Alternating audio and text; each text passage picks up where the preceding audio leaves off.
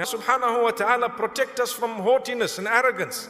Remember yesterday I told you that there were 3 things that Allah subhanahu wa ta'ala will not look at a person on the day of judgment if they do those 3. I mentioned 2 and I left 1, right? I thought I'll mention it today so that at least you can come back, inshallah. Okay, so the 2, let's recap. One was a person who brags, a person who keeps on saying, like what Fir'aun is doing here. He's bragging about what happened in the past. I did this for you, I did that for you. Well, that doesn't make right wrong, or nor does it make wrong right. Whatever you did, but what's wrong will still remain wrong. The second thing, a person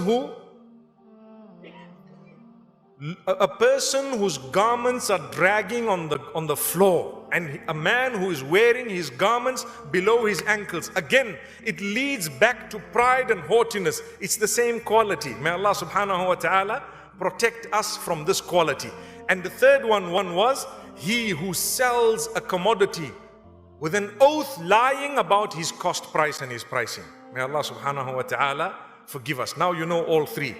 May Allah subhanahu wa ta'ala protect us from all of this. Ameen.